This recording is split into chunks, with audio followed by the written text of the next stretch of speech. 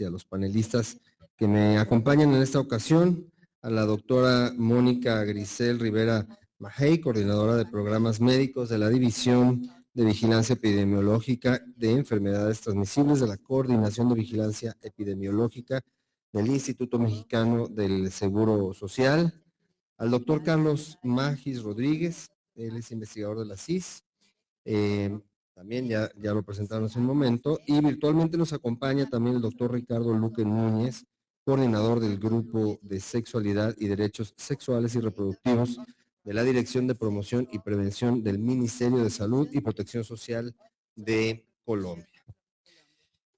Si pudiéramos proyectar, por favor.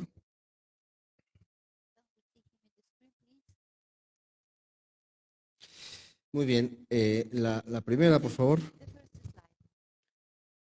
En esta ocasión quisiéramos abordar la importancia de tener acceso a un segmento de los medicamentos, el de los antirretrovirales, pero también al acceso a todos los insumos médicos para las personas que viven con VIH, como son también las autopruebas y que pueden facilitar, como el nombre de la ponencia se llama, el alcanzar las metas para el 2030 que se han comprometido a nivel mundial. En su último informe, UNOCIDA había estimado que para 2022 hay 39 millones de personas viviendo con VIH en todo el mundo, de las cuales 37.5 millones tienen 15 años o más, 1.5 son menores de 15 años. Este informe también señala que 53% de estas personas son mujeres y niñas, y finalmente que de este universo el 86% de las personas conocen su estado serológico con respecto al VIH, y alrededor de 5.5 millones de personas, que es el 14% restante, desconocen que viven con el virus. Es por eso, pues, la urgencia de conseguir que estas personas conozcan su situación. Es de ahí la urgencia de avanzar en la detección para que más personas conozcan su estatus, puedan recibir tratamiento y eventualmente puedan alcanzar la supresión virológica. La siguiente, por favor. Estas estimaciones también nos permiten saber que en ese año hay 1.3 millones de nuevos casos, 38% menos que en comparación con los 2.1 millones en 2020 y 60% menos que los 3.2 millones de casos en 1995, como lo pueden ver en esa gráfica. Sin duda esto es un logro notable en la atención a la pandemia del VIH. Del total de personas que viven con VIH, casi 30 millones tuvieron acceso a la terapia antirretroviral. Esto equivale a un 76% más que en 2010, una cifra muy superior a los 7.7 millones de 2010. Ahora bien, todavía nos falta pues camino para alcanzar esa primera meta del enfoque de acción acelerada, que establece que para 2030 95% de las personas que viven con VIH conozcan su estado serológico. La siguiente, por favor. La siguiente, por favor. Esa es la cascada de atención que se puede ver aquí. Y bueno, pues sabemos que a pesar de los avances que se han logrado, los países pueden y deben ajustar sus estrategias aprovechando algunas de las innovaciones disponibles. Por ejemplo, asegurar la disponibilidad, la expansión de la autoprueba, como lo he mencionado, de VIH, pero también promover estrategias de prevención como la profilaxis preexposición, la PrEP, y la profilaxis post-exposición, perdón, la PEP, y buscar también la eliminación de barreras de entrada y erradicar el estigma en los servicios orientados a las poblaciones clave. De la misma manera hay que reforzar la cooperación internacional para difundir las buenas prácticas y que podamos aprender mutuamente de lo que hacemos, de lo que se hace bien con el objetivo de que nadie se quede atrás. Si queremos poner fin a la epidemia del SIDA para 2030, hay que redoblar el paso, agilizar los abordajes de prevención y tratamiento de VIH, es un elemento esencial y permitirá que los países avancen a la fase de eliminación. Si la respuesta es demasiado lenta, corremos el riesgo de que la epidemia continúe creciendo o de plano estancarnos, por lo que podríamos no lograr alcanzar las metas que nos formulamos. Algo muy grave y de costos enormes en cuanto a vidas humanas. Y para evitarlo, pues hay que redoblar la atención en la prevención, la detección y el tratamiento. Para esto hay que emprender acciones coordinadas entre gobiernos locales, nacionales, organizaciones de la sociedad civil, academia, sector privado, organismos de cooperación multilateral y la sociedad en su conjunto. El punto a llegar es muy claro, hay que lograr que el 95% de las personas que viven con VIH estén diagnosticadas. De estas, 95% en tratamiento y de estas, 95% cuenten con supresión virológica y por lo tanto no puedan transmitir el VIH. La siguiente, por favor. Ahora bien, pues ¿cómo vamos? De acuerdo con ONUCIDA, en 2022, 86% de las personas, como mencioné antes, viviendo con VIH, conocen su estado serológico. Entre las que conocen su estado, 89% tienen acceso al tratamiento y entre estas 93% han logrado la supresión viral. Son logros importantes que constituyen también un aliento para terminar de cerrar la brecha. La siguiente, por favor. Ahora que hay que hacer énfasis en que esa meta es alcanzable. Ya en julio de 2023, ONUCIDA reportó que 5 países de África subsahariana, Botswana, Eswatini, Ruanda, Tanzania y Zimbabue, alcanzaron las metas 95, 95, 95. En conjunto, estos países representan una población de cerca de 100 millones de personas y hay otros 8 países que están muy cerca de lograr.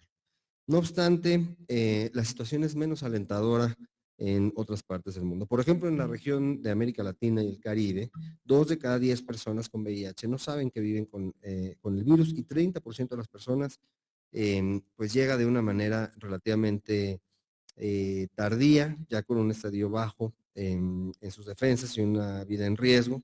Es evidente que el primer paso para poner fin a la epidemia de VIH es que la población pueda acceder a estas pruebas de detección. Si no somos capaces de detectar a todas las personas que viven con el virus, continuará habiendo personas sin tratamiento y desafortunadamente fallecimientos que pudieron haberse prevenido. La siguiente, por favor.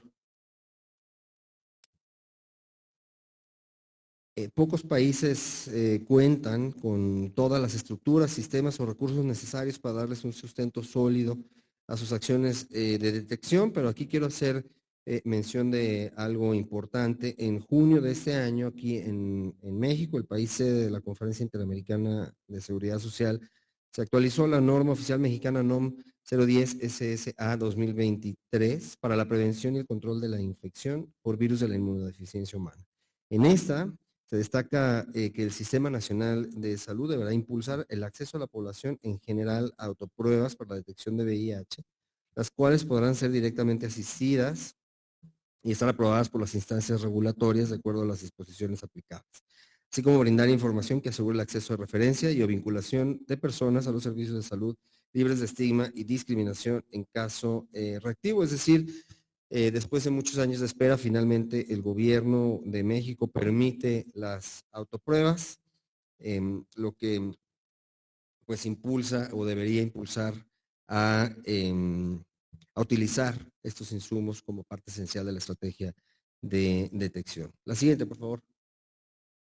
Otro de los grandes avances también en materia de prevención en México es la instrumentación de programas para la provisión de la PrEP y la PEP, como mencionaba anteriormente, así como la implementación de protocolos también de atención integral, PAI, para la atención a personas que viven con el VIH. Estos protocolos permiten a profesionales de la salud homologar atención, prevenir la enfermedad y los padecimientos que pueden estar asociados, así como también detectar y canalizar de manera óptima personas con diagnóstico reciente, para poder iniciar lo antes posible tratamiento antirretroviral.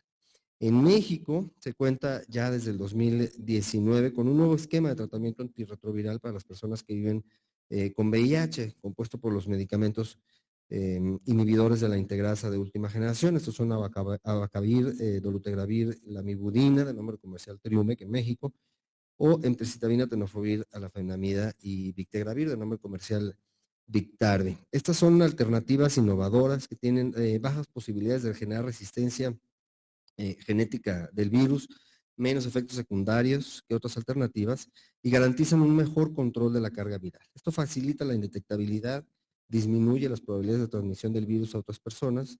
Sin duda, pues son grandes avances que nos acercan más a la meta de indetectabilidad del 95%. La siguiente, por favor. Ahora bien, en el ámbito de la terapia antirretroviral es de particular relevancia la farmacovigilancia, pues puede contribuir a generar confianza en la seguridad de los antirretrovirales y contribuir a la adherencia al tratamiento de personas que viven con VIH y monitorear efectos secundarios. Así, de esta forma, se puede disminuir la aparición de resistencias a medicamentos o cambios inadecuados en medicamentos con efectos secundarios o costosos. Un sistema de farmacovigilancia sostenible puede ayudar a lograr una atención integral, segura y eficaz. Hasta la fecha, los esfuerzos han abordado la necesidad de sistemas receptivos de monitoreo de la seguridad de los medicamentos antirretrovirales en entornos de recursos limitados, pero con éxito variable, y para esto es indispensable contar con el apoyo y la intervención de todos los actores de los sistemas de salud de los países, así como el trabajo articulado de los sectores públicos, privado y social. Vamos a revisar varios de estos temas con el apoyo de nuestras y nuestros panelistas. Esperamos que estas discusiones contribuyan a fortalecer nuestra estrategia para lograr las metas 2030. Vamos a identificar cómo las autopruebas son un insumo efectivo para la detección desde una perspectiva nacional y regional, y nacional, porque tenemos ante nosotros el enorme reto de llevar las detecciones a personas usuarias que por alguna razón no se están acercando a las unidades médicas o donde puedan encontrar una prueba, y como lo mencioné, estas detecciones en ocasiones son ya muy tardías. De esto nos va a hablar la doctora Rivera. Ella es licenciada como médico cirujano en la Universidad Mayor de San Andrés de Bolivia, especialista en epidemiología, realizado en la Universidad Nacional Autónoma de México, sede de coordinación de vigilancia epidemiológica del IMSS. Tiene un certificado ante el Consejo Nacional de Salud Pública de México en 2020, es maestría en docencia y administración de la educación superior por la APA-UNAM, es integrante del Colegio de Posgrado de la Ciudad de México de 2010 a 2011, cuenta con un diplomado en Administración y Dirección Financiera de Hospitales por la Universidad Nacional Autónoma de México, año 2018, y tiene una maestría en Alta Dirección Hospitalaria y Sistemas de Salud en el Hospital Dalinde. A continuación le voy a dejar la palabra, solamente comentar que posteriormente el doctor Magis nos va a compartir la experiencia, la estimación de las necesidades de detección en el IMSS, porque es importante mencionar en el caso del IMSS de cuánto es la brecha que nos separa para lograr esta meta del 95%, y posteriormente el doctor Ricardo Luque Núñez del Ministerio de Salud y Protección Social nos dará a conocer también la experiencia que han vivido en ese país en las autopruebas. Muchas gracias. Adelante, doctora.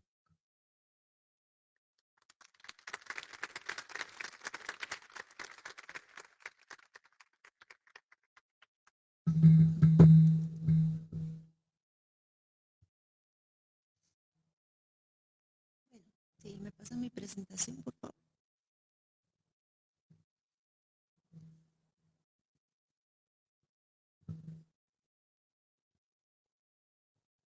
Bueno, vamos a platicar sobre los retos del autotesteo de VIH en Latinoamérica.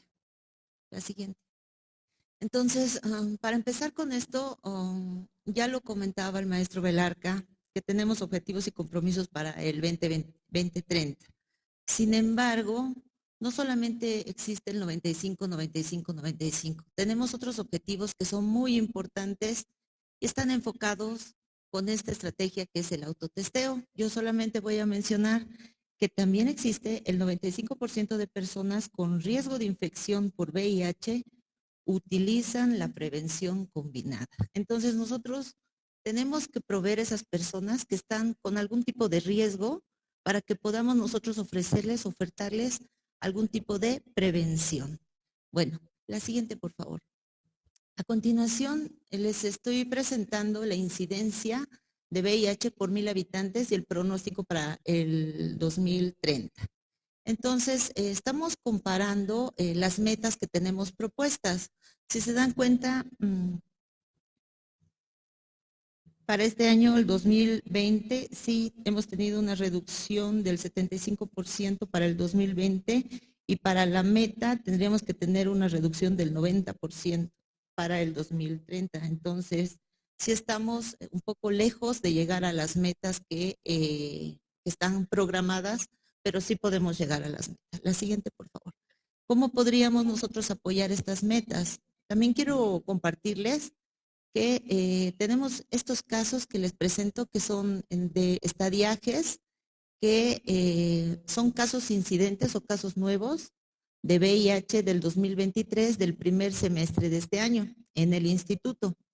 Entonces, quiero comentarles que dependiendo su estadiaje clínico, estamos identificando que el 48.7 de estos pacientes o de estas personas que viven con VIH se diagnosticaron en un estadio 1. Entonces, creo que las estrategias deben ir enfocadas en que podemos nosotros identificar y detectar a estas personas en estadios tempranos para prevenir y que no lleguen a unos estadios avanzados donde la calidad de su vida va a estar mermada. La siguiente, por favor. Y bueno, ahora sí vamos a hablar del autotesteo. Bueno, en Estados Unidos ellos implementaron el programa eStamp de la CDC. En este programa lo que hicieron para el 2019, ellos lo que comentaron es que en una encuesta nacional que hicieron, el 61% de los estadounidenses nunca se habían hecho una prueba para VIH, ¿no? Entonces, este ensayo lo que tenía como una justificación es que tal vez realizando estas pruebas ahorrarían 1.6 millones de dólares en costos de tratamientos de personas que viven con VIH, ¿no? Entonces, ellos realizaron un trio a 2.665 hombres y estos se hizo un estudio de casos y controles. Los casos son los que se sometieron a una intervención y a los controles pues no se les realizó ninguna intervención. La intervención fue educativa, la intervención fue que les dieron unos enlaces del AIDS View ORG que proporcionaba información sobre la prevención de VIH y recursos para localizar servicios locales para que se puedan realizar las pruebas. La siguiente, por favor. Entonces acá, ¿qué se identificó? Bueno, el 58% de las personas eran blancos no hispanos, 23% hispanos, 10% negros no hispanos y 9% de otros, ¿no? O mixto. También se comentó que el 89% eran hombres que tenían sexo con hombres, 11% bisexuales y 1% heterosexuales u otro. Lo que es interesante o de comentar es que el 17% de esta población nunca se hizo una prueba para detección de VIH. Entonces, se realizaron estas intervenciones y se fueron midiendo 3, 6, 9 y 12 meses. Y los hallazgos que encontraron es que se descubrió que el 20% de los hombres que tienen sexo con hombres y bisexuales a quienes se les enviaron las pruebas, porque la intervención también constaba en que les ofrecían las pruebas y se las enviaban a su domicilio o el lugar donde ellos gustaran que se les enviara las pruebas. Entonces, de estas personas que se les envió las pruebas, 20% fueron diagnosticados con VIH. Y entonces, acá es muy importante que las autopruebas aumentan la aceptación de que solamente es una prueba de testeo. Después hay que confirmar el diagnóstico. Pero esto ayuda a que la persona acepte y que se quiera hacer las demás pruebas para confirmar su enfermedad. También proporciona autoexámenes gratuitos, aumenta la confianza en la persona y también en sus redes sociales. Entonces, no es solamente la persona, sino también su red social la que podría ser beneficiada con una prueba. Y bueno, ¿qué podemos decir? La OPS y la ONUCIDA identifica que este tipo de pruebas aumenta la privacidad, la confidencialidad y el anonimato y puede eliminar el estigma y la discriminación. Muchas personas no se quieren realizar pruebas porque ellas identifican que pueden ser discriminadas o puede haber algún tipo de estigma. La siguiente, por favor. Entonces, quiero comentarles por qué es tan importante un autotesteo. Yo creo que esto es lo más importante de lo que les quiero comentar, es que estos autotesteos pueden ser una prueba oral o una prueba sanguínea con los dispositivos. Si es que sale la prueba de autotesteo negativa, entonces esta persona, si tiene algún factor de riesgo, podría pasar a la estrategia de PrEP, de que puedan recibir alguna profilaxis antirretroviral y así la persona no se infecta con el VIH. O si ha sido alguna una punción o alguna situación de riesgo, también podrían pasar al PrEP, posexposición. Y si la persona salió positiva al autotesteo, pues se hacen las pruebas para confirmar, se le inicia su protocolo y esta persona va a tener pues un control ya de manera inmediata, ¿no? Entonces es algo muy importante también que se pueda detectar otras ITS, porque podría ser que la persona no solamente tenga VIH, que tenga sífilis, hepatitis B, C o tuberculosis, ¿no? Entonces es importante, se podría enviar a domicilio, podrían ser gratuitas o podría ser que se podrían comprar en la farmacia y también se pueden realizar a poblaciones vulnerables o a población en general. Cualquier persona que quisiera saber su estadio sorológico, pues podría realizarse una prueba. La siguiente. Y bueno, la ONU-SIDA ya para el 2021, el 1 de diciembre, que es el Día Mundial del SIDA, fue cuando lanzó su campaña En tus manos, está en tus manos, hazte la prueba donde quieras y cuando quieras. Entonces ya esto es una campaña muy importante donde las personas se pueda aumentar la conciencia y la disponibilidad de las autopruebas como un resultado de la demanda de las personas que requieren estas pruebas. La siguiente, por favor. Y bueno, vamos a hablar un poco de los programas de autopruebas en Chile. En Latinoamérica, varios países están realizando autopruebas ya como programas nacionales. Y, por ejemplo, está el autotest de VIH de Chile, donde a través del Instituto de Salud Pública se han otorgado registros sanitarios a 5 pruebas de autoevaluación de VIH. O sea, ellos ya tienen 5 pruebas y se están realizando intervenciones donde les envían las autopruebas y cuando ellos tienen uso de las autopruebas también tienen un número para llamar que es Fonocida, donde ellos les pueden explicar de qué se trata la prueba, cómo se la tienen que hacer y también les explican el resultado que haya obtenido la persona. Entonces es muy importante, ¿no? Dar ese seguimiento. La siguiente, por favor.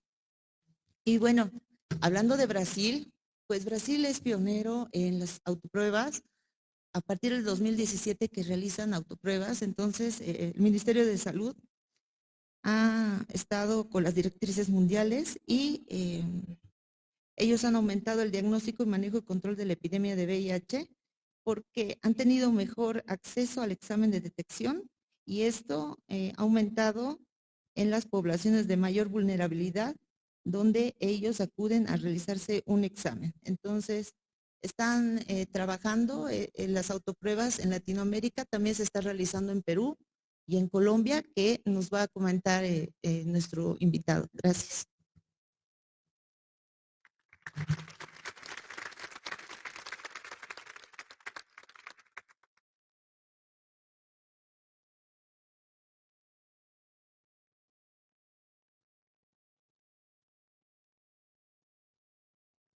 Muchas gracias, doctora.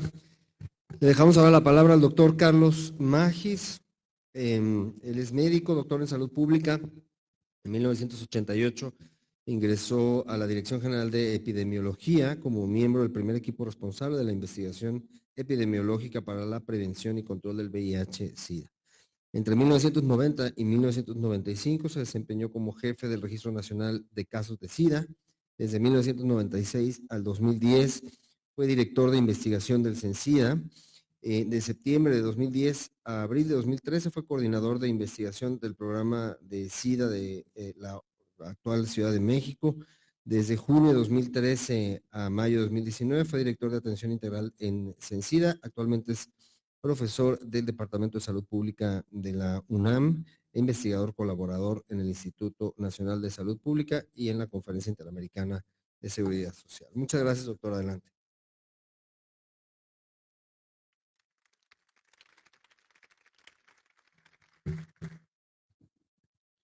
Bueno, gracias por la invitación. Le puse como título a la presentación que tenemos elementos de la epidemiología para estimar las necesidades de la detección. Y aquí le quiero agradecer también al doctor Enrique Bravo. Entre los dos hicimos este trabajo para la CIS y lo continuamos trabajando. Entonces, ¿me da la siguiente, por favor? Antes de empezar a hablar del modelo, quisiera señalar algo que es bastante claro. Desde el 2014, esta epidemia que empezó con nosotros en 1981 y a México llegó en 1983, el paradigma de manejo de la misma cambió. Y cambió porque averiguamos mediante proyectos de investigación que si las personas entraban a tratamiento tempranamente, lo más temprano posible, se habló de qué tan rápido llegan a tratamiento, logran, además con los medicamentos que tenemos autorizados y que se ha hablado de ellos, cargas virales indetectables. El concepto de carga viral indetectable y además poder usar la herramienta de carga viral es una necesidad que se desarrolló para la epidemia de VIH. ¿Y qué decimos cuando hay carga viral indetectable? Que con los medicamentos actuales, estos inhibidores de integrasa, se logra a los 6 meses de tratamiento. Las personas no transmiten y no lo tienen detectable. Entonces en inglés se usa esta sigla de U es igual a U, que vendría siendo en español no detectable es no transmisible. Entonces, a partir de 2014, pues evidentemente cambiamos a un modelo, este nuevo paradigma se llama tratamiento como prevención. No desechamos la reducción del daño para usuarios de drogas, por supuesto seguimos usando las estrategias de condón, pero estrategias de tratamiento como el PrEP o la PEP o tratamiento para las personas es el que nos va a hacer alcanzar este 95, 95, 95 y en ese momento se supone que ya no tendríamos al SIDA como un problema de salud pública. ONUSIDA es una organización creada en 1996 y se creó con una estrategia claramente de darnos cifras para VIH. Los países usan herramientas de ONUSIDA, son dirigidos por ONUSIDA y con cierta periodicidad cada año se hacen talleres para comparar datos y sacar los datos que están en la página de ONUSIDA. Una de las herramientas que ONUSIDA desarrolló es una herramienta que es la que estoy mostrando ahí, que se llama modos de transmisión. Entonces, modos de transmisión en su nombre en inglés. MOT, empieza con algunos parámetros, entonces quisiera señalar cuáles fueron los que usamos para México. Pero para empezar, se agarra la población de 15 a 49 años. Sabemos que hay VIH antes de los 15 años y sabemos que hay VIH después de los 49 años, pero todos los países nos comparamos con este grupo de edad que es edad reproductiva. Entonces usamos este dato. Para el 2021 teníamos en México 128 millones de habitantes, de los cuales alrededor de 67 estaban en este grupo de edad, distribuidos 32 millones en hombres, 34 millones en mujeres. Después de eso, tenemos que dividir a esta población en poblaciones de alto y bajo riesgo, se las voy a mostrar más adelante. A cada población tenemos que poderles estimar su prevalencia. Y esto implica que tengamos un sistema de vigilancia epidemiológico robusto que nos dé periódicamente información de estas poblaciones. Y después de tener el VIH, tenemos que calcular el tamaño de personas viviendo con VIH. Esto es lo que hace el modelo. Entonces, ahora me da la siguiente, por favor.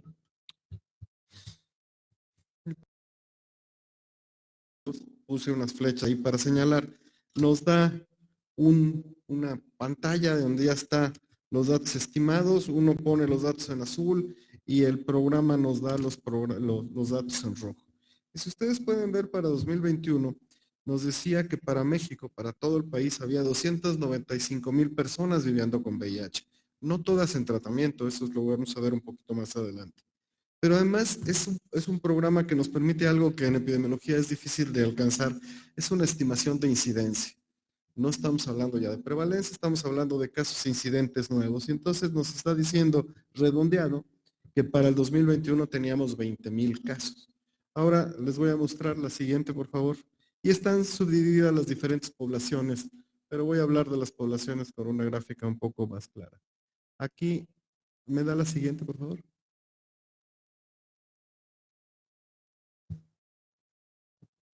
Ok, aquí tenemos el trabajo que se hizo además para el IMSS, el mismo modelo, pero agarrando las poblaciones para el IMSS no le da la atención a todo el país, sino a una parte de personas derechohabientes.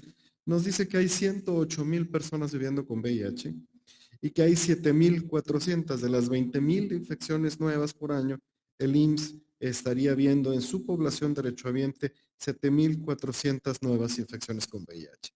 En este momento, como decía el título de mi ponencia, ya puedo llegar a decirle, por ejemplo, al IMSS, o si le estuviera diciendo al CENSIDA, de qué tamaño es la población que hay que detectar. ¿Sí? Entonces me da la siguiente. Programas como estos nos permiten aterrizar la cascada, esta cascada de que vamos a alcanzar al 95, 95, 95. En México se hizo la primera reunión latinoamericana en 2014. Ahí nuestra meta era un 90, 90, 90 para el 2020. No llegamos los países de la región. Nos faltó, vean, para el 2021 estábamos 82% en la primera de las cascadas, 91% en la segunda y 88%. Entonces alcanzamos más o menos para el 2020. Nos hace falta un esfuerzo. Pero lo que quería señalar es que de las 295,000 personas para todo el país, nos hace falta diagnosticar 54,000. Eso es más las 20,000 anuales. Todos los años estaríamos teniendo 20,000 nuevas. La que sigue, por favor. Entonces, para el IMSS, ¿cómo está el tamaño del reto? Bueno, al IMSS le hace falta diagnosticar 25,000 personas, de las cuales, y estamos diagnosticando en el IMSS, está diagnosticando el IMSS 8,000 personas por año.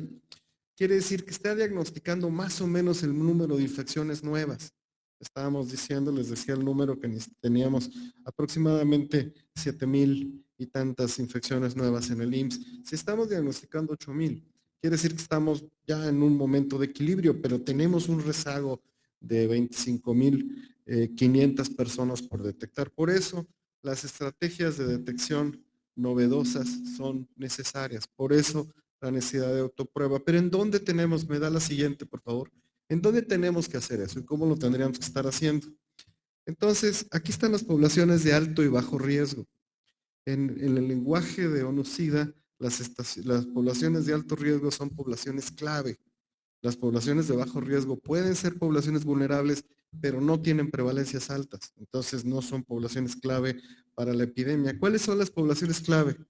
Las personas usuarios de drogas inyectadas, básicamente heroína, aunque ya tenemos grupos de personas que se inyectan metanfetamina en nuestro país, las personas parejas de estas personas que se inyectan drogas, las mujeres trabajadoras sexuales, los clientes de trabajadoras sexuales, los clientes de las trabajadoras, las personas que tienen sexo con hombres, los hombres que tienen sexo con hombres, las parejas de hombres que tienen sexo con hombres, la población trans, pero aquí son las mujeres trans las que tienen más riesgo, las personas privadas de la libertad y las personas de bajo riesgo son el sexo casual heterosexual y las que están ahí enunciadas. ¿Y dónde están concentradas la epidemia? La que sigue, por favor.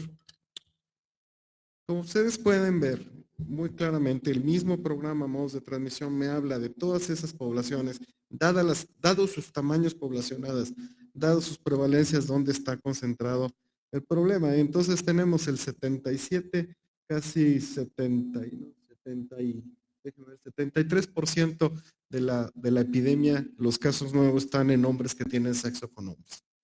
El resto es menor. El segundo grupo más afectado son las parejas femeninas de los hombres que tienen sexo con hombres. Los hombres que tienen sexo con hombres en nuestras encuestas sale que por lo menos un 20% de los últimos 6 meses han tenido también relaciones con mujeres.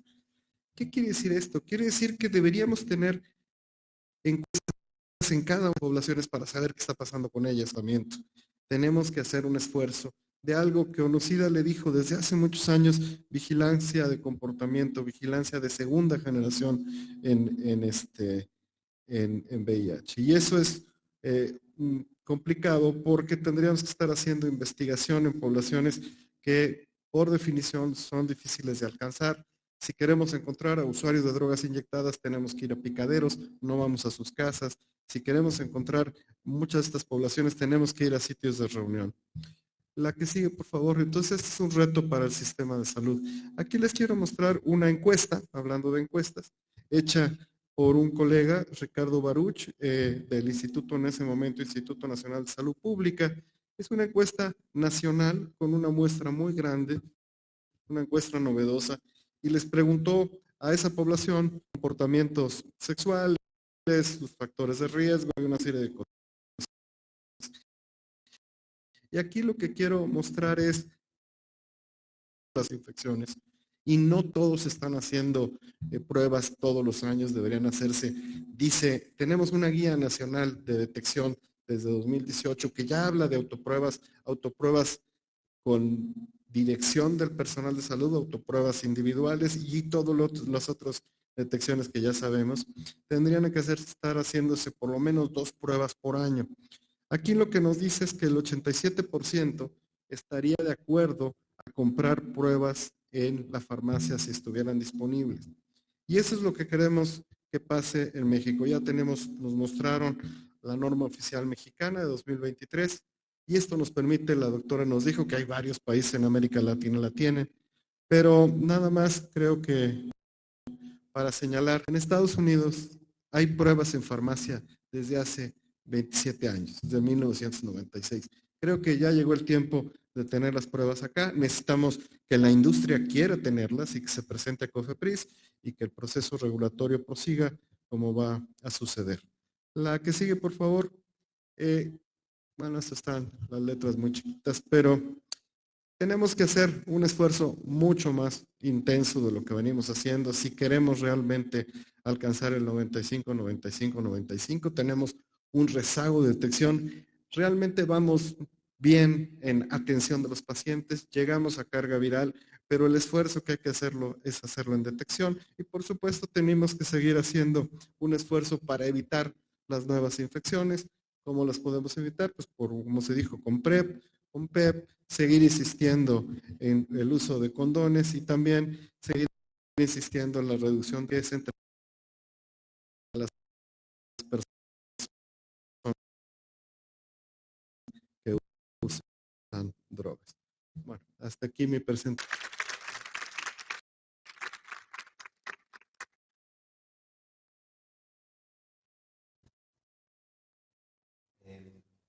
Muchas gracias, doctor. Ahora me permito presentar al doctor Ricardo Luque, que nos acompaña virtualmente. Él es coordinador del Grupo de Sexualidad, Derechos Sexuales y Derechos Reproductivos del Ministerio de Salud y Protección Social de Colombia.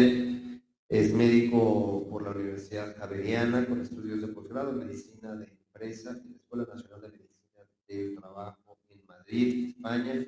Especialista en Ética y Pedagogía de Valores por la Universidad Javeriana, especialista en bioética y magíster en bioética, la misma universidad, magíster en infección por VIH por la Universidad Rey Juan Carlos. Igualmente se desempeña como docente en bioética en la maestría de epidemiología de la Universidad del Bosque y docente de análisis sectorial de política en la maestría de salud sexual y reproductiva de la misma universidad. Desde el año 2020 hace parte del Comité de Ética de Investigación del Instituto Nacional de Cancerología. Muchas gracias, doctor, por acompañarnos. Adelante, le dejo la palabra.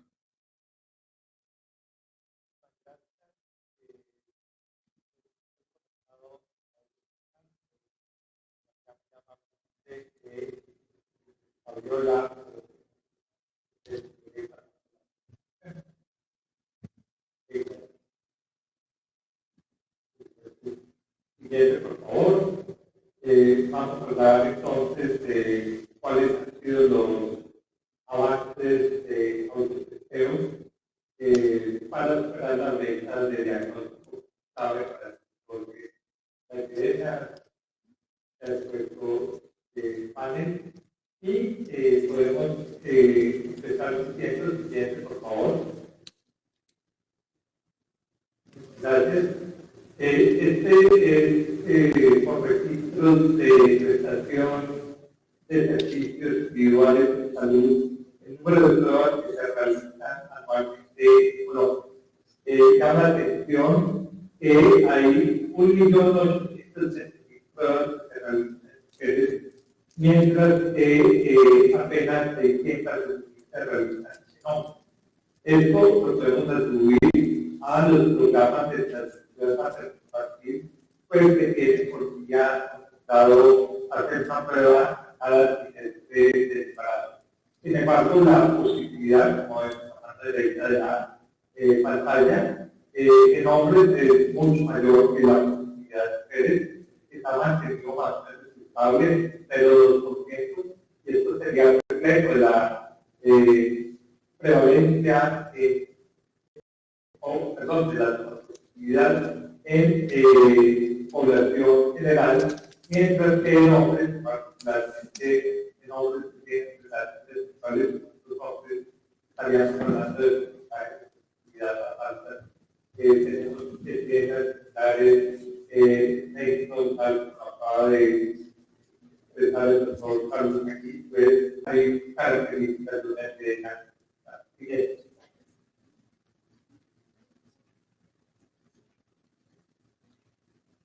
Bueno, esto es básicamente lo mismo, pero ya no hablando del número de pruebas, sino del número de personas. Alrededor de 1 mujeres para el año 2010 y 418 hombres para el mismo año.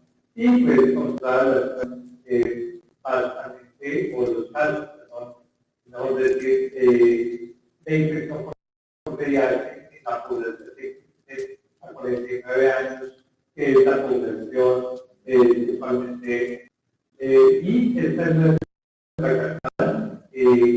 Cada columna se compara con un total de estimados de alrededor de personas.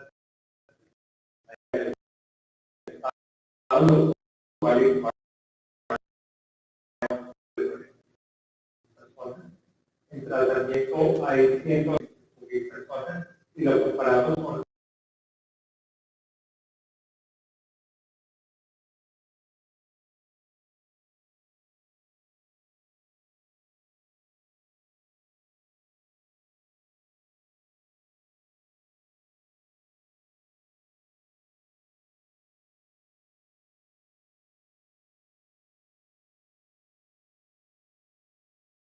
carga vital inestable, lo cual equivale al 61%. Hay dos formas de decisión, una sobre el estimado y otra sobre los elegibles, es decir, sobre quienes realmente ya están en la adulteración.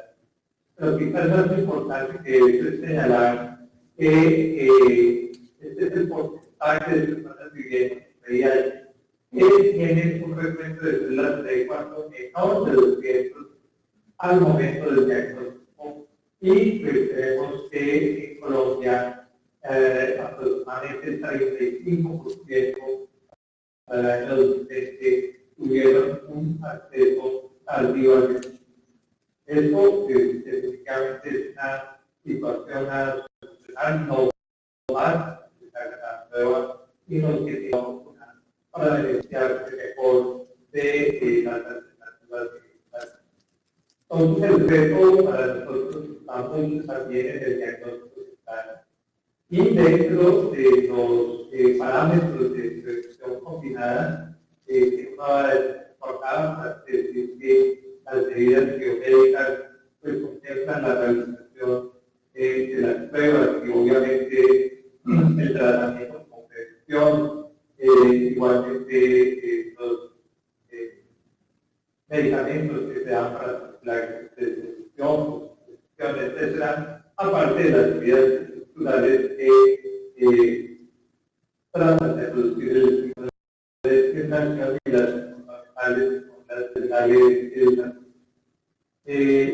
entonces, pues, esta imagen, la siguiente, por favor. Creo que están retrasados bien.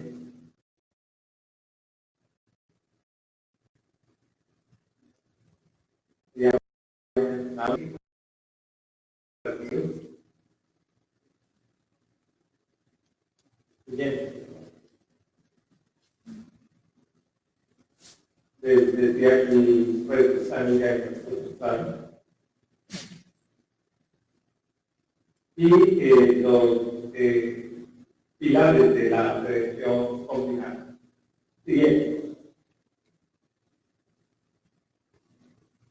Entonces, esta gráfica es muy ilustrativa de cuál es esa ruta de las personas tienen comportamientos realizados por riesgo, sexual, obviamente es una prueba, pero igual las personas que decidan con la activa, a pesar de estar pudiera haber tácticas que conllevan a la infección, y las personas que resultan negativos, pero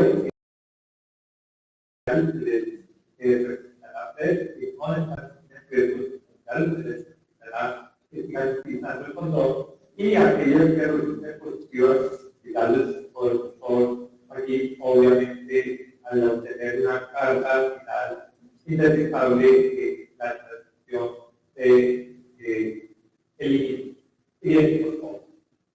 Las cosas así para el país, entonces, nos hemos puesto una meta programática, y es que a 2026, por lo menos el 36% de las personas que viven con VIH se diagnostiquen estadios de esta infección, según la clasificación clínica del CDC del año 2014. Y esto es personas con infección reciente de menos de 6 meses o personas con infección con células CD4 mayores de la línea de base está en el 18, 19, y pues esto es fragmentos lunares, pero de personas que acceden a un diagnóstico temprano. Y ya hablando específicamente de las dosis, bien, por favor.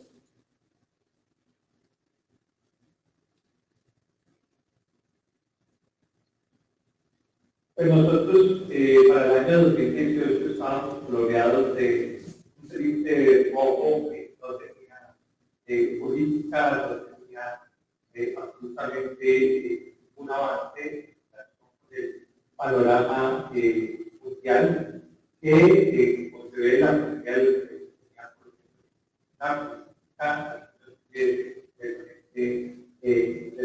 siguiente. Por esa razón, pues nosotros decidimos a través de la guía de práctica clínica incluir todas las tecnologías de prevención combinada, las médicas de AVE, y obviamente incluimos autotest, la profilaxis de destrucción, el tratamiento con prevención y, pues, por supuesto, esta ya es la actividad de hace tiempo, pero se reforzaron los sistemas de profilaxis por sustitución con los cuidadores de integral. Bien. Y entonces la guía lo que hace es recomendar el autotest, una opción de diagnóstico para la transmisión de VIH en adultos, adolescentes y gestantes, y la confirmación del diagnóstico se realizará ya en las tablas de servicios de salud de acuerdo al algoritmo siguiente. Y entonces, pues, el reto está, obviamente, recoger, realizar e interpretar los exámenes y, obviamente, tener las guías, los teléfonos de información para que las personas, a través de los expertos, puedan realmente presentar un resultado positivo de poder acceder a la ruta de vida. Bien, y entonces, ¿qué dice la evidencia que quedó contemplado dentro de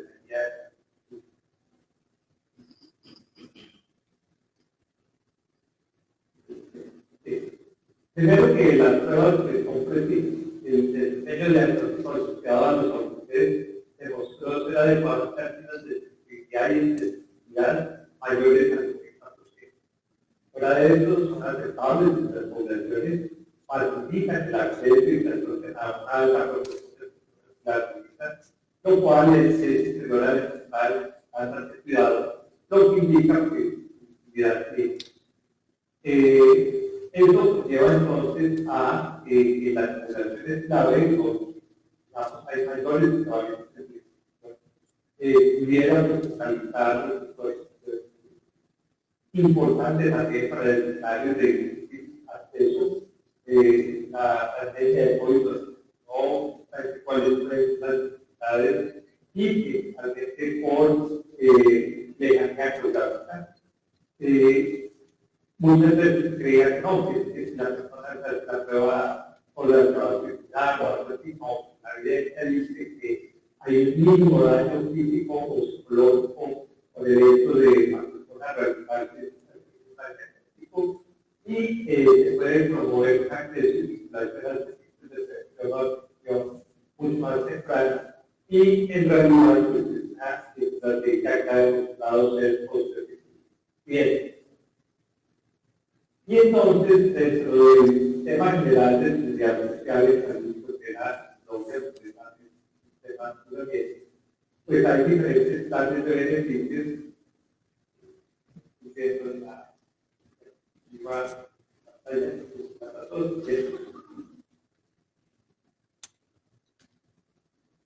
Sí, les comentaba que entonces se pueden distribuir a través de planes diferentes objetivos en proyectos como clave o proyectos de personal. Hoy por hoy la mayoría de pruebas están distribuyendo a través de los proyectos de comunidades poblaciones clave, pero también puede ser de gasto de ya está esta parte, los pensadores todavía no, y pudieran ser adquiridas a través de pueden ser financiadas también con cargo a la unidad de pago por la prima de riesgo que las aseguradoras manejan para la gestión de todos los afiliados del sistema. Y se pretende, esto no está regulado todavía, que a través de estuvieran desplegados como forma de facilitar el estudio del gasto índice, dándole a parejas al datos para que faciliten el acceso de sus tareas sexuales. Pero igualmente, servicios de salud reproductiva, como voluntaria de embarazo, violencia de género, servicios para los jóvenes o asociación, y también programas de profilaxis de detección. Aun cuando si la persona ha accedido a estos programas, pues es un tanto contradictorio entregarlos ahí porque ya ha superado una barrera de acceso al servicio. El tema es la distancia, la realización de pruebas que puede realizar para la autotest. Entonces, pues es una labor justamente de los profesionales de la salud convencer a las personas de que hagan la especialidad y pudiera realizar la prueba rápida en el salud sin necesidad de entregarla a y otras fuentes pudieran ser los sitios de trabajo o organizaciones de trabajo. Bien.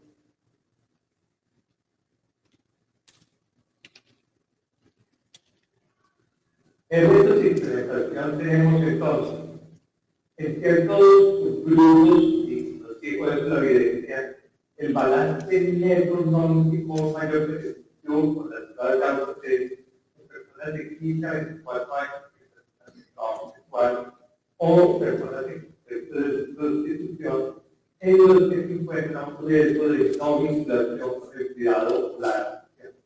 En parte, porque las personas de 15 a 24 años ya están pruebas dicen, bueno, ya sé, y en realidad tanto, digamos, que la proximidad de vida y en personas en contextos de prostitución, porque tienen realmente el acceso a los servicios. Entonces, las tasas de retorno de las pruebas parecerían ser la más los retos entonces están en generar un marco regulatorio para la distribución de las pruebas a través de hacer la educación a la comunidad para garantizar el resultado de las pruebas. La distribución comunitaria, debido a los costos, y la modificación de paradigmas que hay presentes en la población, y por supuesto su financiación. El proyecto del Grupo Mundial de pilotaje de 14.800 pruebas de ciudades con buena aceptabilidad, pero desafortunadamente sin los instrumentos de gestión para las tasas de retorno, el proceso, poder hacer la trazabilidad a través de los sistemas de información que den cuenta justamente cómo se está utilizando la. Y por último, quiero mencionar, por favor, la importancia de la regulación, porque fue a través de la guía de la técnica y a través de los procesos de asistencia técnica que se han hecho en el país, por favor, que la industria y particularmente uno de los laboratorios registró el producto frente al equipo. Entonces, se armó una barrera de las pruebas rápidas como tal no están para el país. Tienen que ser, obviamente, con los expertos, la metodología práctica de la propia persona y además, pues no viene, ¿cómo se llama? Paquetes de hielos, que viene cada prueba individual. Y entonces, pues es muy importante poder realmente apalancar la política para que los escenarios jurídicos, legales, del registro sanitario puedan dar de alguna manera la voluntad de los laboratorios que está entre la factibilidad que le dan ellos realmente de abrir el mercado y las políticas públicas que se utilicen a través de medios. Bien, bueno, creo que esto era básicamente lo que yo tenía que compartir con ustedes. Muchísimas gracias por la invitación, por ustedes, y estaré atento a las inquietudes que va a haber.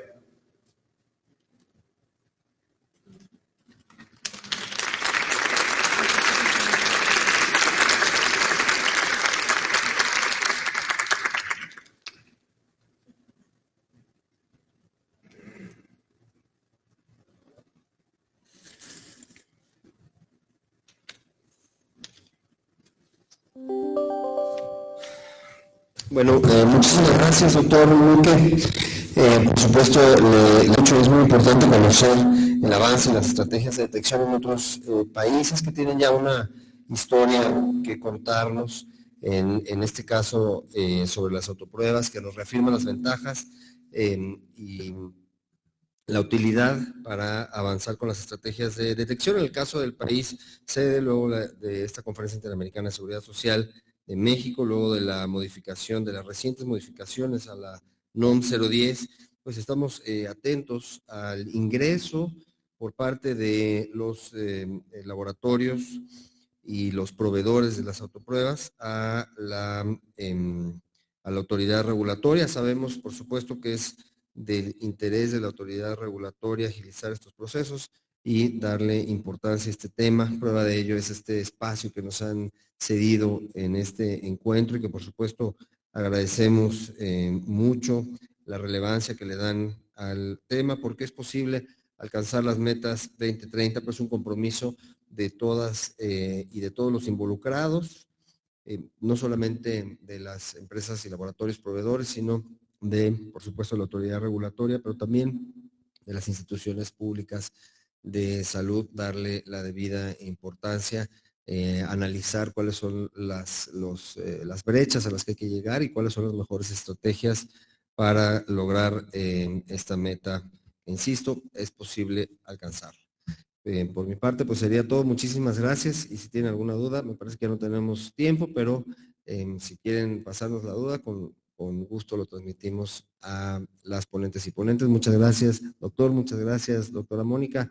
Y nuevamente muchas felicidades en su día. Que tengan buenas tardes.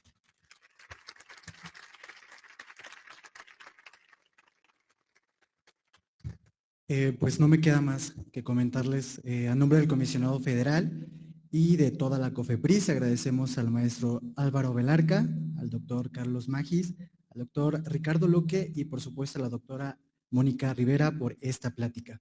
Y claro, a las y los asistentes que nos acompañaron el día de hoy, a las personas que nos siguieron a través de nuestras diferentes plataformas en la transmisión y por supuesto a todo el equipo de la Conferencia Interamericana de Seguridad Social por hacer posible este evento. Así es como damos por concluida nuestra primera jornada de actividades. Les pedimos estar al pendiente del programa para identificar los espacios donde se desarrollarán los siguientes talleres, eventos en los días que siguen. Y pues nuevamente muchas gracias por acompañarnos. Que tengan una excelente tarde.